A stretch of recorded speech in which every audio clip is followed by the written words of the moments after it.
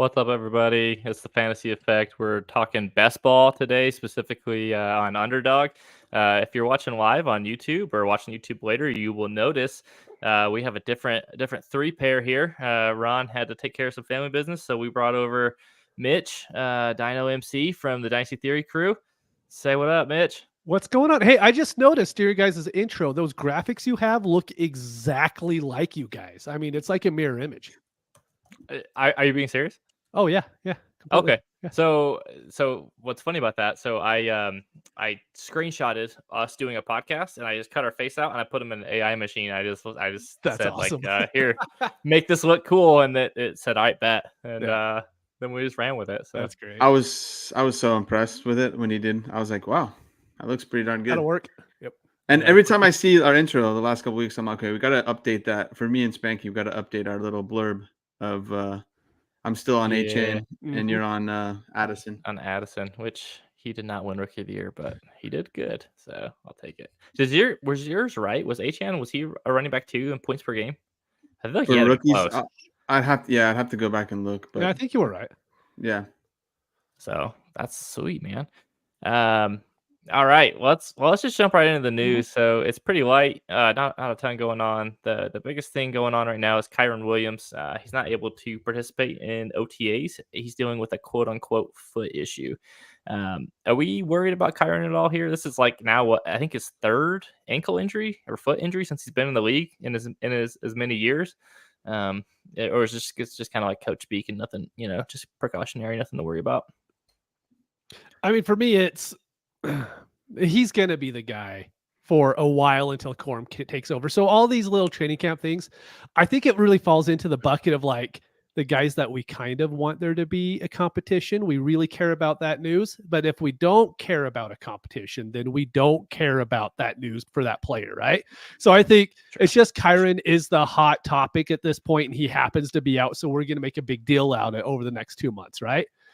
In the end of the day, I don't think it really changes. I think him and Corum are going to be a really good backfield together. And I actually think there's enough work there till they both can be good at their values.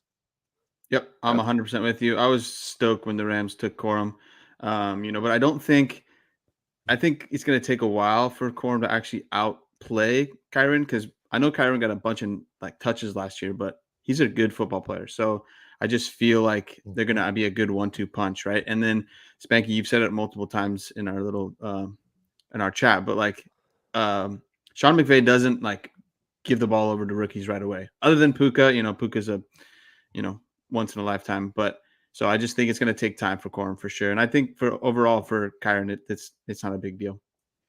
Yeah, the closest match really was when Sean McVay was there. They took Darrell Henderson in the third round, and he barely touched the ball at all. Now, granted, the backfield is a little different because they had Todd Gurley there, so you can't really compare it a ton, but the draft capital was about the same. And Henderson got, let's see, I had it up here. He had 46 like just rushing snaps, so 39 rush attempts, only like 150 yards. I definitely think it's going to be more of an even split.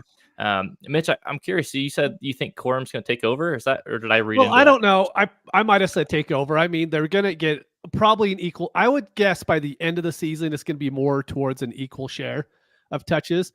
Just if Kyren's going to hold up, he'll probably be the guy. But I don't plan on running backs ever doing that. And the Rams showed that they care enough about the backup to this position to draft Corum that highly. So I think if they're going to do that, they're probably going to use him. And I do believe Corum is a guy that's going to be hard to keep off the field just because coaches are going to fall in love with him. And it's nothing against Kyren. I'd say this wherever Corum went. Corum is going to be like the coach's dude no matter where he goes. And so for that reason, I think he has a little bit of a higher chance of seeing some more snaps just because the coach is going to be like, no, we want to see Corum on the field for X amount of plays a week. And then I also feel like he like always finds the end zone, right? So I think he's going to be he's going to take away some of those red zone touches for Kyren. So I think that's more the biggest thing out of this. But we'll see. I think I'm with you. I like what Wes said, 60-40 split. I can see that. The nice thing is this really just those two. Like there's not really anyone else. Yeah, there's nobody, which is great. Like we don't see that a lot. Even like the Lions end up playing some whatever third running back for whatever reason, right? But the Rams, they're going to have two. And more than likely, at some point, one of them's going to get injured. You're going to have that one, and that one guy is going to go off. So we know who to play. For sure. Boston Scott, though. Kidding. Don't worry. Awesome. In LA now? Yeah, they signed Boston Scott. I must have missed that.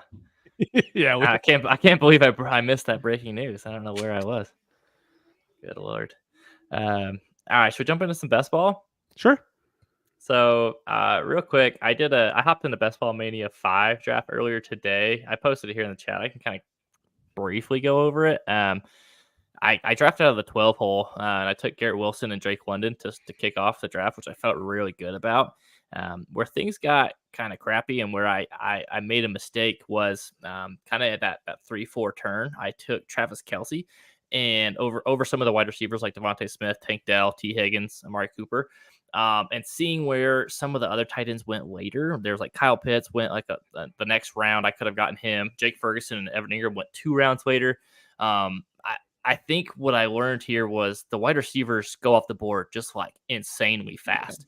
And then there's some running backs towards the back end of the draft that I think have a good chance to be the running back ones on their team.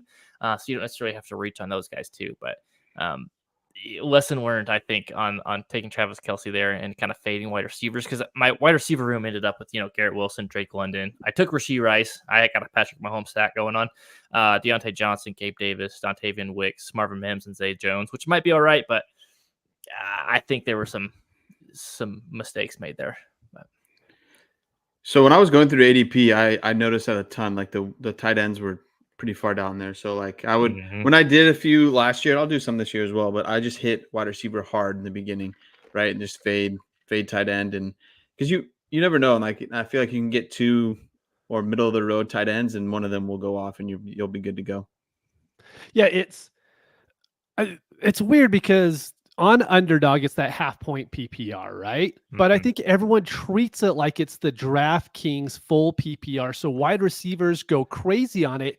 And I don't think it's the proper way to play, but you have to, because that's what everybody does. So you can't be like, no, I'm going to pass on these guys, because then all of a sudden here you end up with a team that has Amari Cooper, Curtis Samuel, A.D. Mitchell, and Jalen Polk as like your main backups, right? Because there's nothing left. And then I did a draft last night to where I felt pretty good about it. But then if you don't take a running back early, then the running backs are all terrible. And I find it really hard right now to love any team that I draft, because once you get to that 10th round, it's a lot of rookies. And as we know from Dynasty, we could love these guys, but I don't think any of them are going to produce. And so then you end up having to reach so far on ADP to get the veteran that you want. And you're like, well, I probably should have taken a rookie here, because that's what the ADP says I need to do. And it makes it really tough this time of year, because it's the elite players, the veterans, rookies, and then the whatever veterans after that. But you can make your stand and be like, no, I'm taking my player here, but you could be getting up 20, 30 draft spots if you do that. Oh, for sure. The rookies are insane. That was the first thing I noticed when I was doing mine today too. Like, they are just sky high. And just like for no reason. And like, maybe 1 or 2 of those guys might actually be productive, but for the most part, I think it's just you just don't get excited about some of these like lowly vets, and you're just like, well, the rookie might be good. Like, we know some of these other guys are just kind of okay, but the rookie might be awesome. And so everyone's looking for that next Puka or whoever it might be, and they just shoot up the draft board. It's insane. And I feel like you're probably better off taking the boring vet, because you kind of know that's what they're going to get, right? You know what you're going to get with them, and the rookie can pop one week or the other. But I feel like when you're building these teams, like, it makes more sense to go with that vet, and then again you're probably reaching a little bit for them. Yeah, it's the problem. You fall into the whole trap of like the ADP thing, right? You don't want to reach that far on Underdog, because there's been a lot of people who've done the analysis on it. They said, hey, when you lose this much ADP based on your draft, because you're drafting people lower, you have a lower chance to make the playoffs in Bestball Mania. And so it's like, well, what do? Do you draft a player that you don't like just because everyone assumes that player is going to be good? Or do you stick to your guns a little bit and be like, hey, I need to be the 1% of the 1%.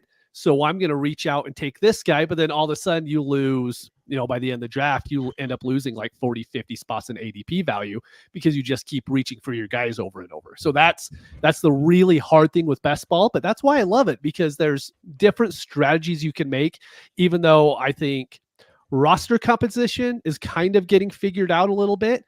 But I think how you draft is still a huge advantage, because you could just not draft like everybody else does and you could get ahead that way. For sure. And that was a pro segue there. Just going into roster composition here. I'm curious kind of so for those of you unfamiliar, Underdog, you have 18 rounds where you can draft your players: quarterback, running back, wide receiver, tight ends, kind of however you want. You start 1 quarterback, 1 tight end. You start 2 running backs, 3 wide receivers, and I think there's 2 flexes. So Mitch, what you were kind of talking about, how you think people have that kind of figured out. What is your go-to there on the roster construction? So my way of doing it is 2 quarterbacks, 6 running backs, 8 wide receivers, and 2 tight ends. You could flip one of those running backs or one of those wide receivers for a tight end if you want to, and go with the 3rd tight end. But like I was saying before, you have to be that 1%. So there's a lot of talk on how at the very last part of your draft, just draft 3 tight ends and hope for a touchdown.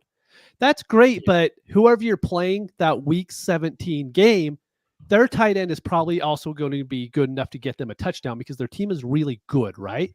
And so if you're just playing a normal best ball to where it's 17, you're against 12 other people, then yeah, I think that's a good strategy. But when you have to be like the best team and you want to try to win, I think it's 1.5 million or whatever it is this year, right? Whatever that top prize is, you need to have the best team, and having 3 tight ends, I don't think that's going to get you to be the best team more than likely, right? So I have two ways of doing it. I like to hit wide receivers a lot. Again, disclaimer, I'm not very good at best ball yet. I've been trying to get a little bit better. I think last year was my first year doing it on Underdog. But I'd like to like wait on quarterback a lot of times. So I take 3 of them just in case, because, one, it just depends. And then I go 5 running backs, 7 wide receivers, and 3 tight ends. And same thing is with my quarterbacks, is I wait on tight ends as well. And so I just kind of hammer those wide receivers and the running backs. Because to me, that's like the meat of your roster. And then another way I do it a lot is if I go to 2 quarterbacks, I end up getting another wide receiver, right? So same thing. I hammered the wide receivers like crazy in best ball, because those are going to be, to me, that's the meat of your. For sure. So actually, there was an interesting article that came out actually just earlier today on Underdog, and it was like their main social media guy, Hayden Winks, was going through all the data from the first 4 Bestball Manias, and he kind of said, and Mitch, you kind of alluded to this earlier, it's like the roster construction is fairly figured out, and like basically they were saying 2 to 3 quarterbacks, 2 to 3 tight ends, around 6 running backs, and about 7 to 8 wide receivers. But it's like how you get to that point. Yes. And one of the things I thought was interesting was he basically said that typically you want to have 4 to 5 wide receivers going through round 7, which is insane. But as I was in that draft today, it seemed like everyone was doing it. Like I was looking, and it was we were around 5, and it was like you can see how many positions everybody had, and everyone had at least 3 wide receivers. There was one random team that had 3 running backs at that point, when I was like, well, that's interesting. But probably just because you're like, well, I don't like any of these receivers, I can't feel like I can't pass up on the talent. But then you get stuck with these super crappy wide receivers that you have to play, and it's just kind of strange. But you kind of are. It's like, do you want to be different and kind of go and try to chase the value, or do you want to just kind of follow suit and just hope that your guys are right? Yeah, I think the biggest thing with roster construction is whether you go 6 running backs, 7 running backs, 7 wide receivers, 8 wide receivers, that's fine. But if you go 4 quarterbacks, you're not going to do well. If you go 4 tight ends, you're not going to do well. I see a lot of builds with 4 running backs as well. They're not going to hold up. So I think you could absolutely crater your teams by just having a bad roster construction, to where if you go with the 2 or 3 method at quarterback and tight end, you're at least giving yourself a chance. And you have to be such an outlier to be able to hit to where you're giving yourself less positional value because you're taking 4 quarterbacks. I mean, for that to work out, for you to actually win a decent amount of money doing it, I just don't think it's really feasible to assume that's going to happen. Do one team, sure. One team, whatever, throw it. We'll just see what happens. But you're just kind of knowing you're lighting that money on fire at that point, hoping that something catches. Yeah, I mean, I think theoretically any roster construction could work if you draft the right guys. It's when people debate, 0 running back or 0 wide receiver, and it's like, well, sure, if you hit the right guys, like theoretically any of them can work. But yeah, I think playing the numbers game is showing you're putting yourself at a better odds of like, hey, I think this is putting me in the best situation because injuries are going to happen, and you do need a little bit of luck too on some of that injury front. Now, the interesting thing about the Bestball Mania 5 or just Bestball Mania in general is so you play the first 14 weeks like normal, and then it gets into like a tournament where it's almost like DFS lineups at the end, and that's how you win the big money. So when you're drafting, how much do you take into account their week 15, 16, 17 schedules, especially like when you're trying to build out like a stack or like a stack with like a bring back, not to bring too much DFS talk into it, but how much do you look at that, right, at the end of the season? So I think it's hard because that's all the talk is like, well, you have to get your week 17 stacks. And I think it's hugely important. But in my view, you also have to be able to get there. And so forcing stacks for the reason of that week 17 is great if you get there. I had one team get there last year, right? And I drafted 30 something. So, I mean, I didn't have the Lions Cowboys stack, so that hurt me. But it's just how it happens, right? So I think it's very important, but I don't think you have to change the way you approach your draft trying to fit in a certain stack. Like if I end up going Anthony Richardson and Michael Pittman, right? One of my favorite stacks to do this year. I'm not even sure who they play week 17, but I'm not going to go out of my way to be like, oh, hey, I have to have someone coming back. I'm like, no, I think those two could do okay on their own. Do I want to? Of course, but I'm not going to change my draft strategy to do it. I think playbacks are a lot more in DFS, and it's easier to say that. But I to me, when I'm so new to the best ball and underdog that it's just like it's hard to even kind of think about that, right? So to me, I feel like roster construction as a newer best ball player is so much more important than trying to remember, okay, I want to make sure I'm having this stack have a good week 17 or good week 16. But after, I was looking at I haven't drafted any yet. So it's nice to be able to look at some of the schedule before and then go and draft. Cause then you're like, oh, well, this stack has a really good week 16, week 17, or this stack or whatever, So for like example, I know the Bengals has one in the middle, like week 15 is Titans, week 16 is Browns, week 17 is Bengals. So like Browns Bengals are going to be, excuse me. I said Bengals. Whoops.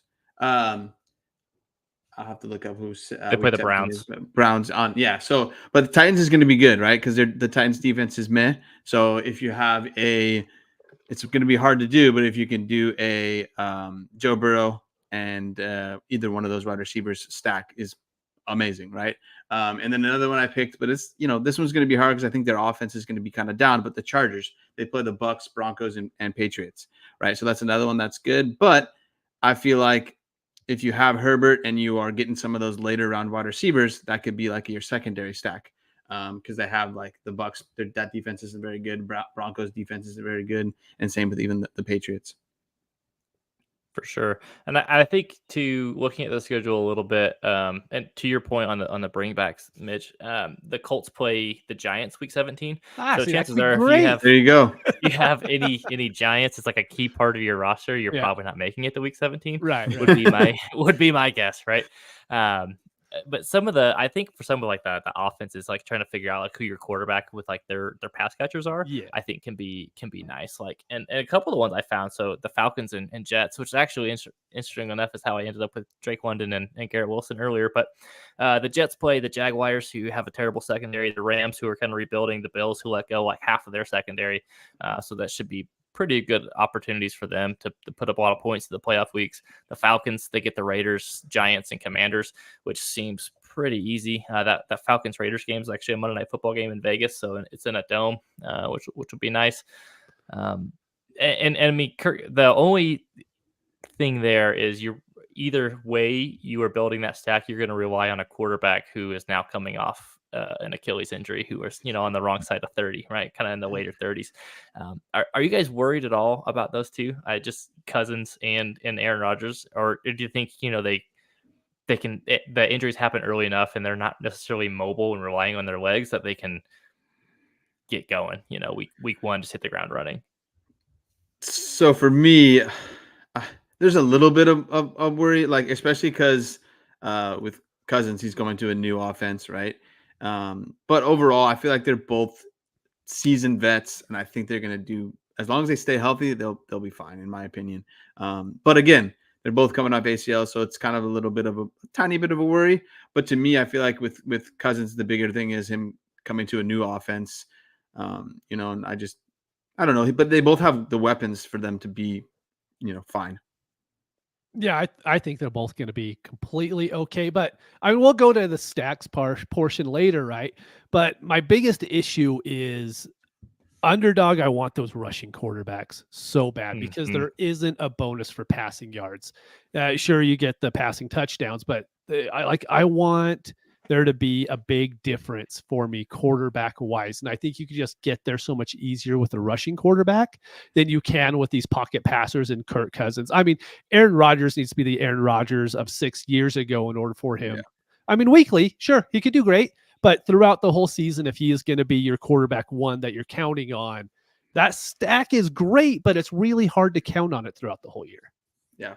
That's fair. Well, and it's only 4-point passing touchdowns too, so it's not even it's not even 6-point, which to your point is hard. You're going to have to throw 40 plus touchdowns to be reliable all week. No wonder why I suck at best ball, because I feel like those are the guys they're super cheap. Yeah, exactly. That'd be awesome. Then I can stack them. I can stack them with the really good wide receivers. It's awesome. But no, that makes total sense. And I think the bigger thing is, this is a mistake I have, is you got to spend a little time focusing on how the scoring is, right? Just because if you're jumping in and just be okay, I'm just going to worry about my roster construction, you can totally miss out on the rushing aspect of the quarterbacks.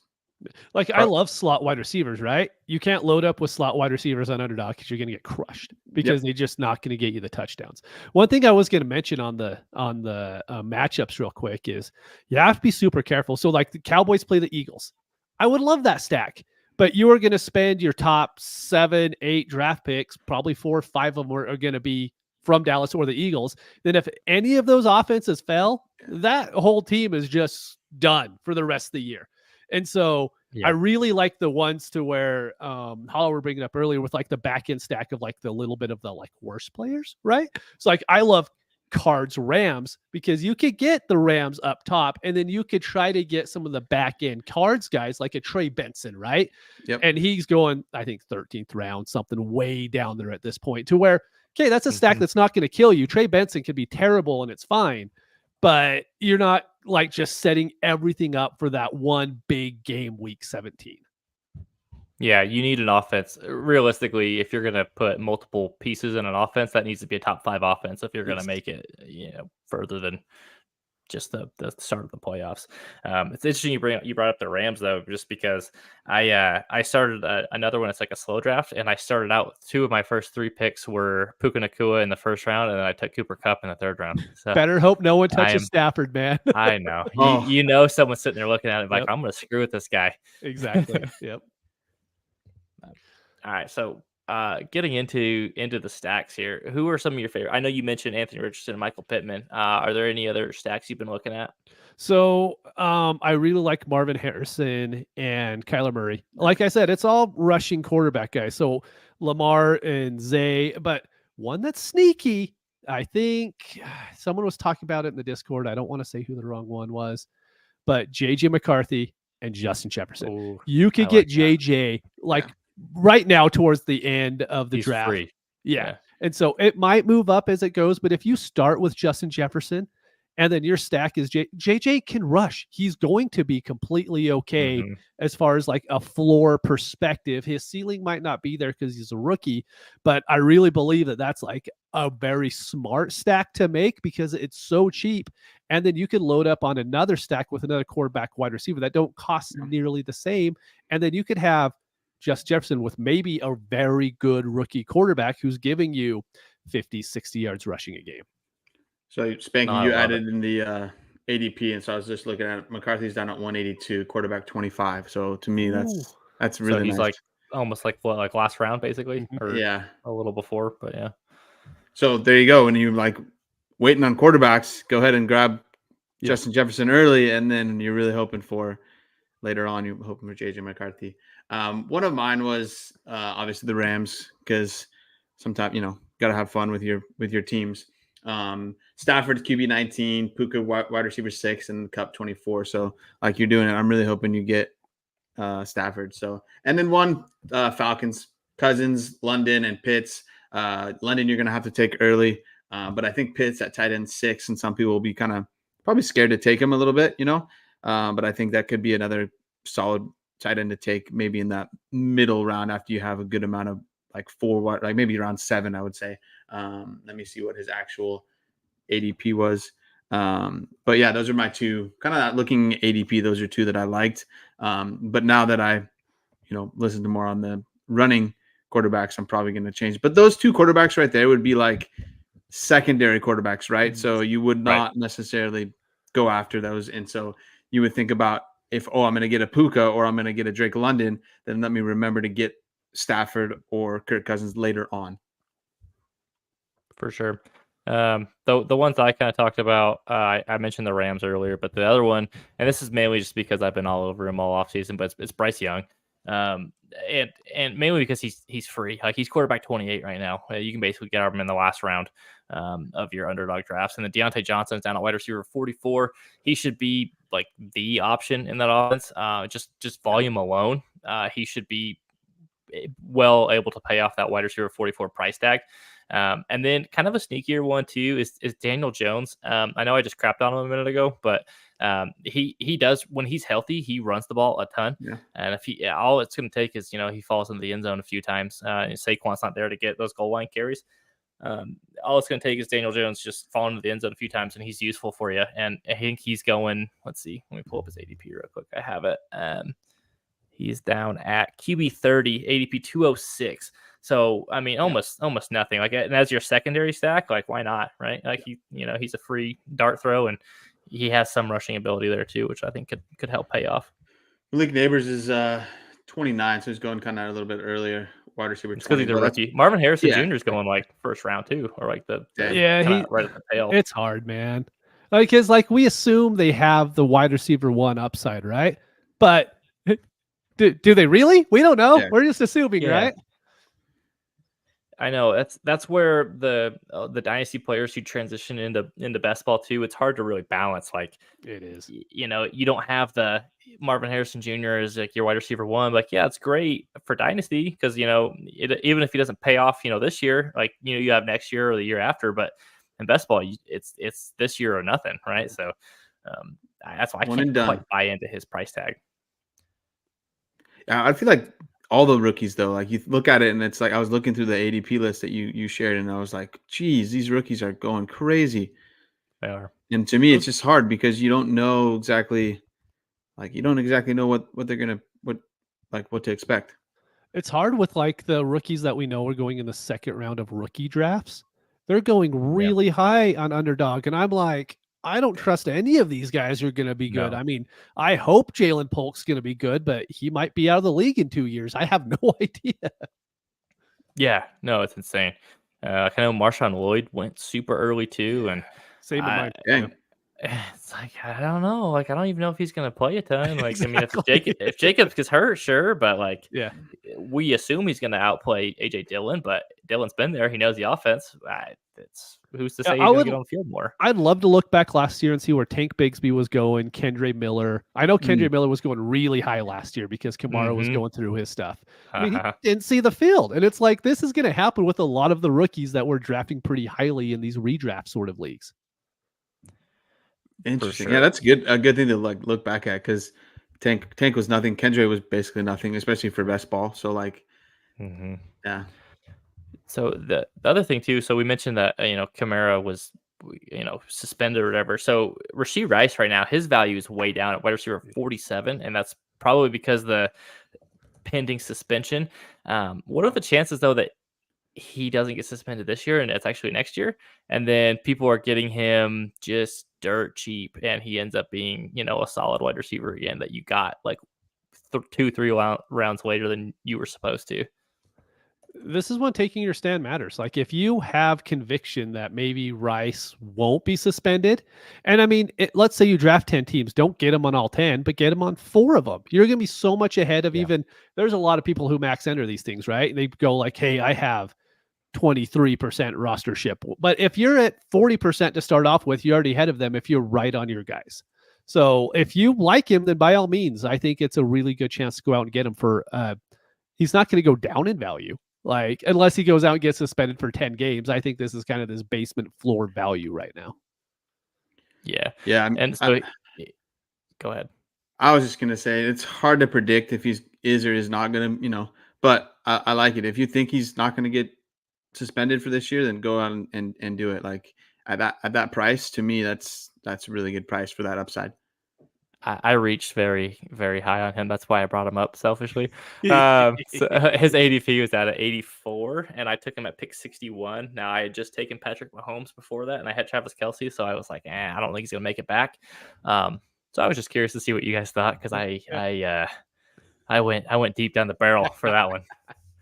And to me, like with that, I was just looking at Worthy real quick. He's at 59, a wide receiver 34. Like I would rather take Rice at that price, right? Because he's to me, it's super high for a rookie, like we've already talked about. So at that price, I'd rather take Rice if you're trying to get that stack.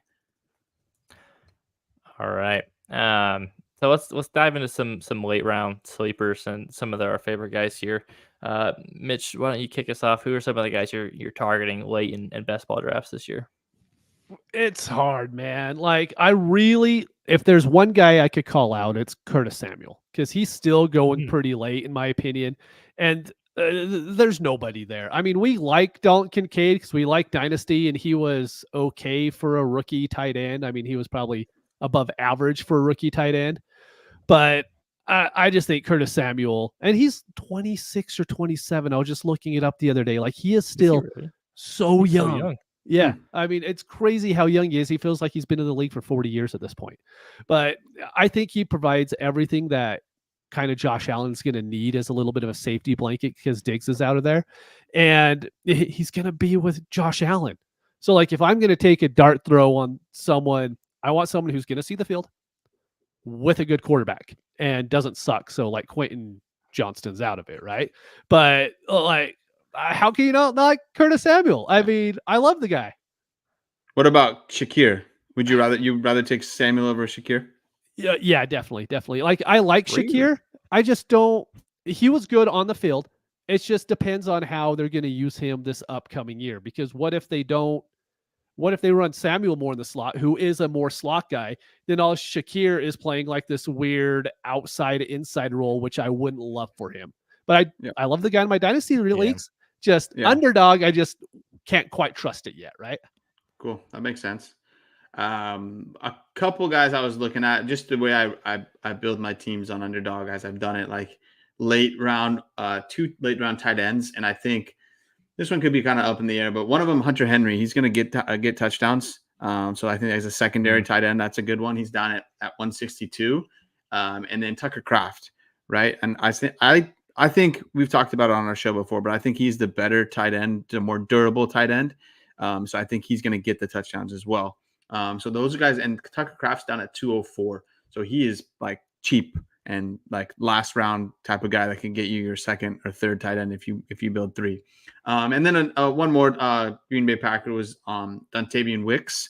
I saw you have him on your one of the team that you have here, and you got him out pick 133. So that's right on his ADP. And I think, again, we don't really know exactly who's going to get the touchdowns in Green Bay, right? So I think late in your draft, like might as well go ahead and take Wicks.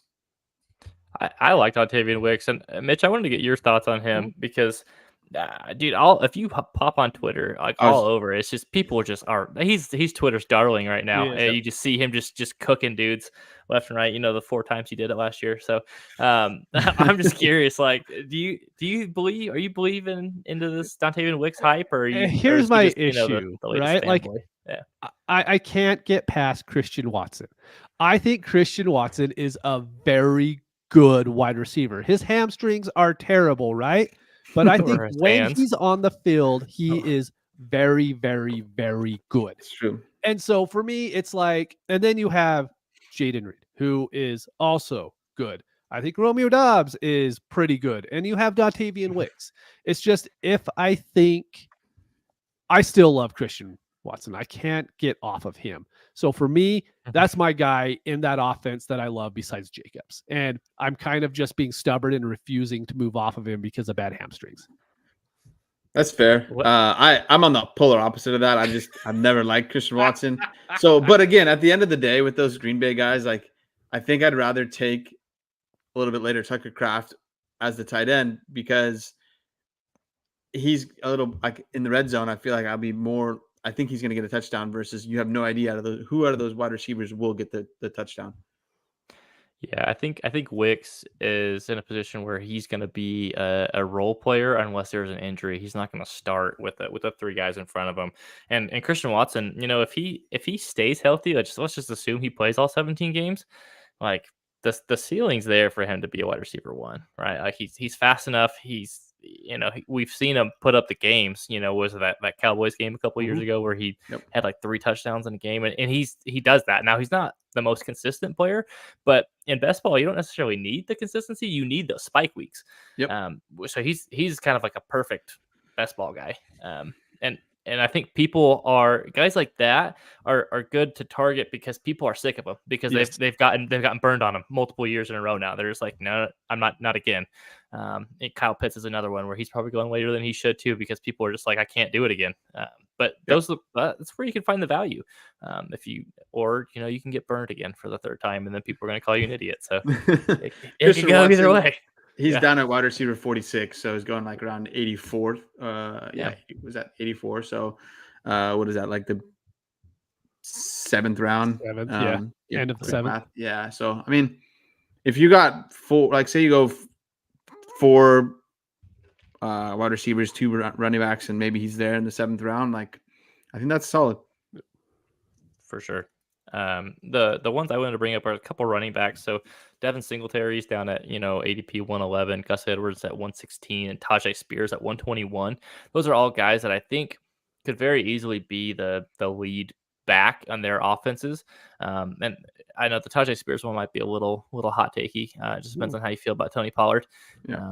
I don't think very highly of Pollard at this point. and so, I mean, that late in drafts, I mean, what are we talking about there? That's like around 10, 11?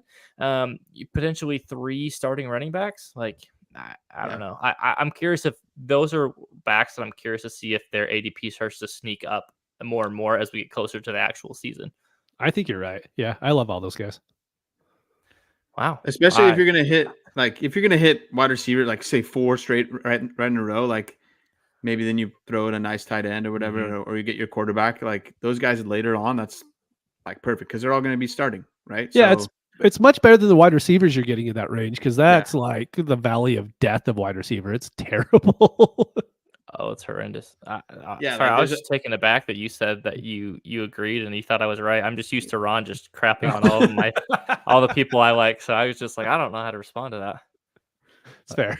I'm used to that with John, so it works. Okay. So that was a lot of the best ball stuff that we had. Now I know, this is the best ball show, but we have a dynasty theorist on the show with us too. So it would be remiss if we didn't bring up a couple of dynasty things. So just a couple quick questions for you. First and foremost, so I think a lot of us have been playing dynasty for a while. We get caught up in a lot of the, what about this or that? What about let's pretend you're a first time dynasty player, and you're going into your first dynasty draft. What kind of piece of advice would you have for kind of newer newer dynasty players entering the space for the first time. I've always felt the most important thing besides knowing the league rules, that's kind of the basic, right? Is you don't need to trade.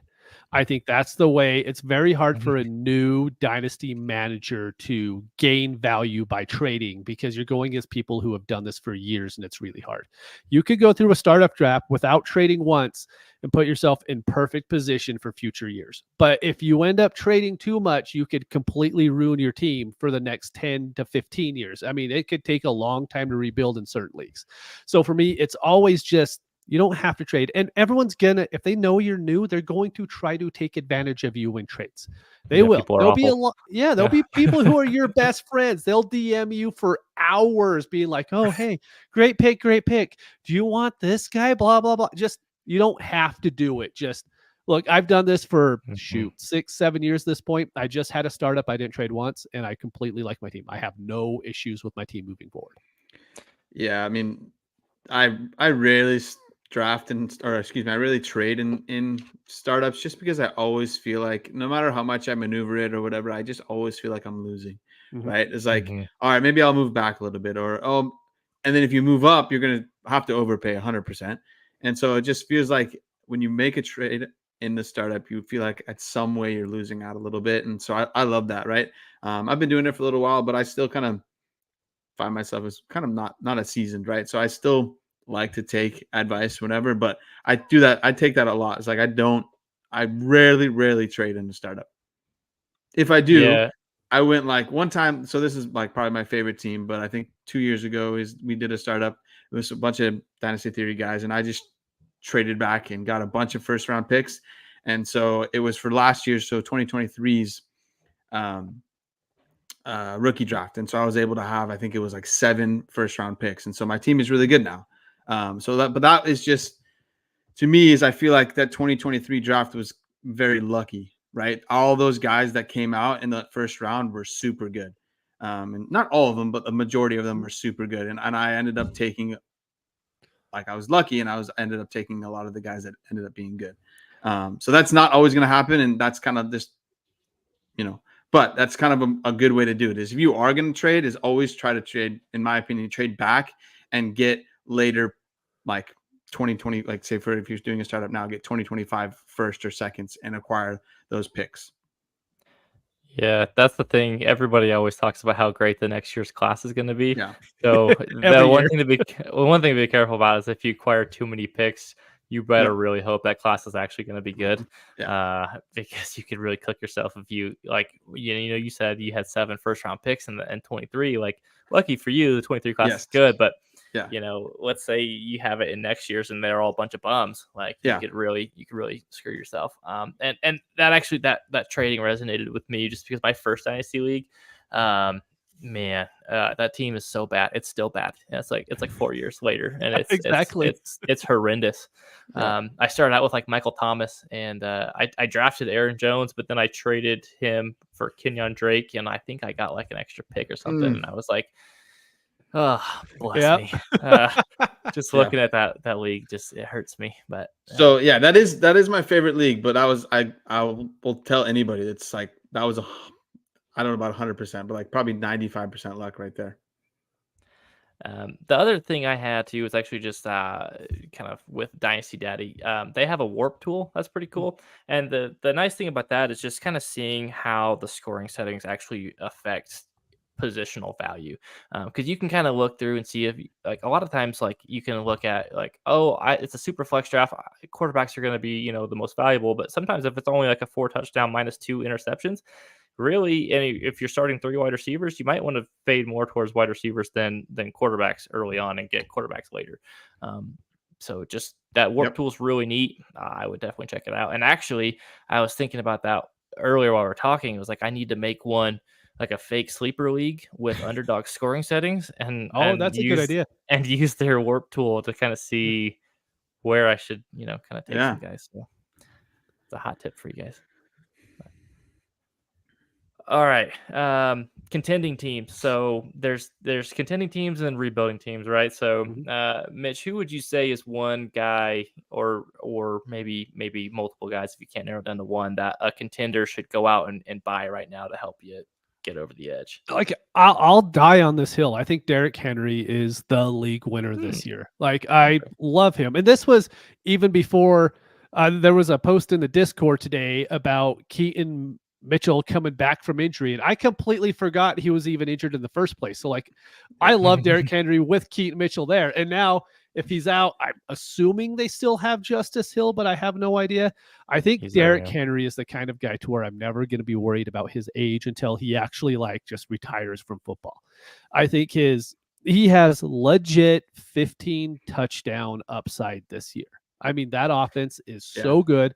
Lamar Jackson doesn't steal as many rushing touchdowns as someone as like Josh Allen does. And I just love him. Like, I'm more than happy to pay close to a late first to get him if I have a true contending team. I'm more than happy to give that up because it's like, hey, do I want, let's say, Ladd McConkey at this point, who I love him as a prospect, but would I rather have him on my team or who I truly believe in Derrick Henry can go out there and win me a league this year?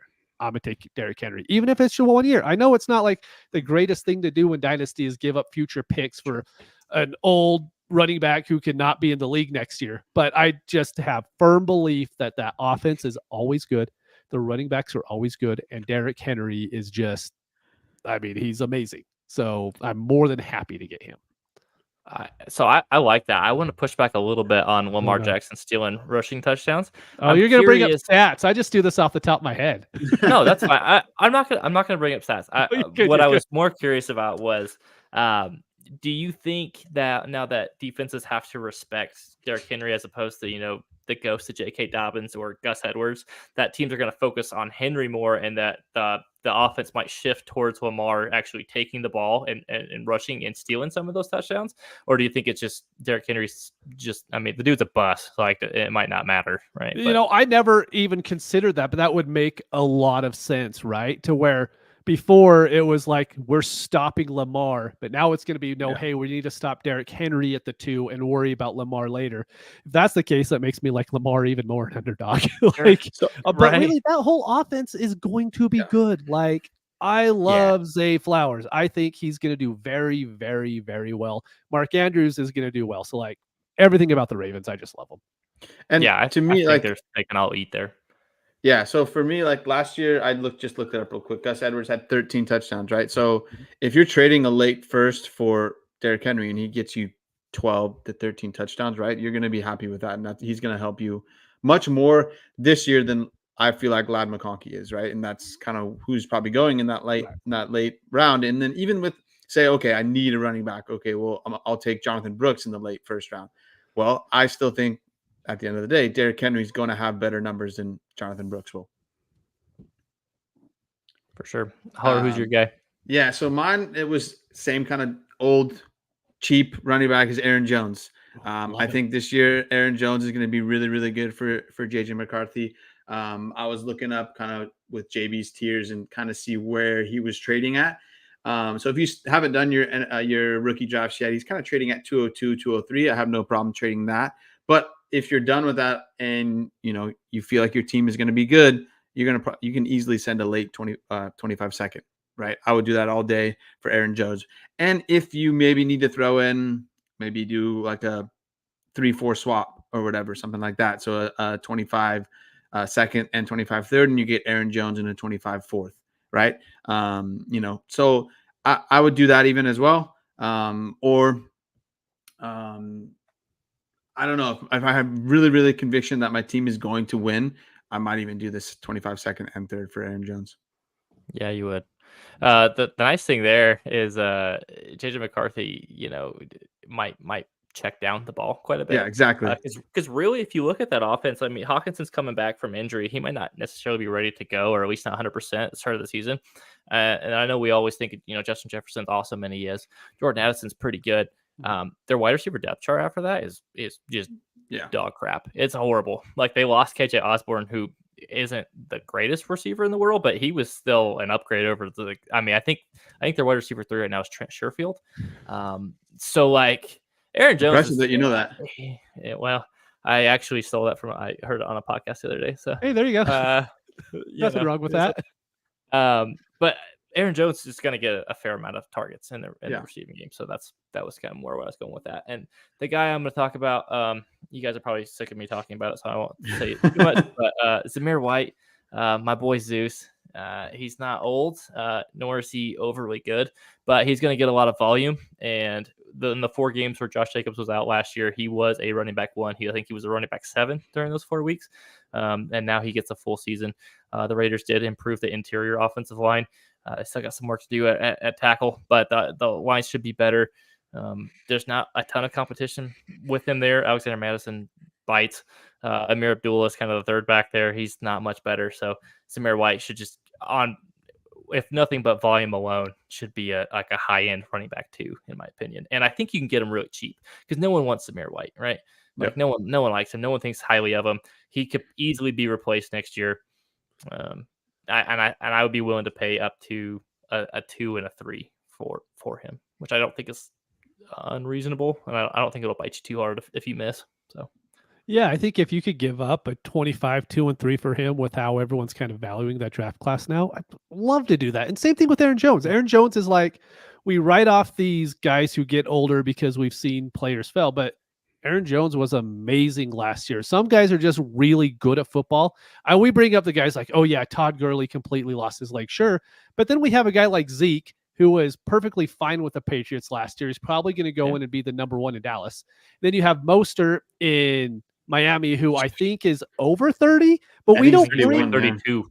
Yeah, and we don't bring those guys up because it doesn't fit our narrative in Dynasty, right? But sometimes these older, aging veteran running backs are more than okay to have, especially on a contending team. Yeah, they might end up dying on your roster, but you could die with money in your pocket as well. And so I would much rather, win some money in the leagues and be like, hey, look at how good my Dynasty Daddy value is. I mean, that's great to post, but at the end of the day, I do want to win some money while I'm doing this, right? Exactly. And the other thing too, I mean, if you want to look at like Todd Gurley, but like he was taking so many carries like every year, where guys now, running backs, there's more of a healthy split. So these guys aren't taking it quite as many carries. Like Raheem Mostert, I mean, yeah, he's going on his age 32 season, but he's not hitting, 200 plus carries a year, right? So his body, like he might be older than you would like, but the hit count that these guys are taking is a lot lower. So I think they can start playing a little bit. And I don't know if the Dynasty community has necessarily adjusted to some of these running backs. The cliff might be further out than what we were accustomed to. And I feel like you kind of said it already, Mitch, but some of these guys we're talking about these are really good football players, right? These other guys were, good, but I think they had other circumstances that were making them, kind of fall off the cliff. Perfect. All right. One last thing here on rebuild. So it's kind of a similar thing. If you're not contending, you should be rebuilding. And who's a player you're trying to target and rebuilds right now? I mean, anyone who listens to me, it's Drake May. I love Drake May. I think he's going to be really good. But here's the reason behind it, right? So there was a time to where I thought he was the best quarterback in the draft. So like 101 worthy, right? But he's not. He's going between the 105 through the 108. So he's going to teams that are kind of middling. So you could probably, some of them towards August are going to be like, no, I really want to contend. I'm okay giving up a Drake May for a more veteran quarterback who could help me win the league. If I'm on a rebuilding team, Drake May is a kind of guy that I'm going to really like because I do think he gives me that rushing floor, but he's not in the same place to where, Daniels from Washington is, to where he was going like second in drafts. Yeah, those teams are probably going to rebuild too. But with May going a little bit later and everyone being so down on that offense, I think there's a good chance to where you could actually pick him up later in the year than what people are actually paying for now because they're going to want to win, right? Just like we were just talking about. Yep. Do you think there's an opportunity to buy him next offseason cheaper? Just because the thing I was thinking was like, Bryce Young, right? Mm-hmm. He was like what, like the How dare you compare those two? Well, one of them's good, and he plays for the Panthers. So he went like 103 last year, and then he basically just shit the bed, right? And now he's super cheap. Do you think Drake May's value could go even lower? Because if a lot of people think that Patriots offense is going to be bad, let's say it is. I mean, could you get him for like a late first next year, or maybe even like an early second, like if they're that bad? Or do you think his value will be, as JB likes to say, insulated enough in that he's a rookie and it shouldn't drop too far as long as he shows some sign of like competency? Yeah, I think there's easy a chance that could happen, but I don't know if you guys listen to JJ Zacharyason's podcast, but he's done a lot of studies on what actually causes like rookie values to drop going into their second year, right? Like Bryce Young's kind of an anomaly when it goes to quarterbacks. Quarterbacks really don't drop in value all that much unless they're like really, really bad. And I'm stubborn enough to say Drake May isn't going to be really bad. Could I be wrong on that? Sure. But that's a hill just like Derrick Henry that I'm more than happy. And I'm pretty alone on that hill right now. And I'll stay alone on it. But I love the kid, man. I've seen too many numbers that don't support Drake May being good, and it's See, maybe it's wrong. Maybe it's wrong, but your heart. It's all that you tainted need. my views. I can't do it.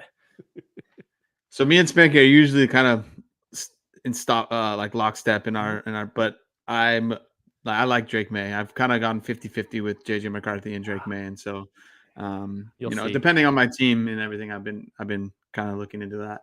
But I have two running backs that I think are going to take like I know the 2025 draft class is supposedly supposed to be really good in running backs, right? But I like Trey Benson and then Marshawn Lloyd to take over in 2025, both because Josh Jacobs is a little bit older. James Conner is a little bit older, and then both of them have contract outs on their contract. I think maybe even James Conner. Done. Yeah, Connor's done, right? So I think for sure Trey Benson. The problem I have with Trey Benson though is he's going like early in the second, so he may not be cheap, right? But if you're like drafting at 201, 202, like he's a good to me that's a perfect like running back to get there because your team is probably not that good. You may not be, very good this year. And so you're probably going to be in that same boat next year. And then in 2025, I think he's going to take the lead there. And then same with Marshawn Lloyd. Like I've gotten Marshawn Lloyd at 301, 302.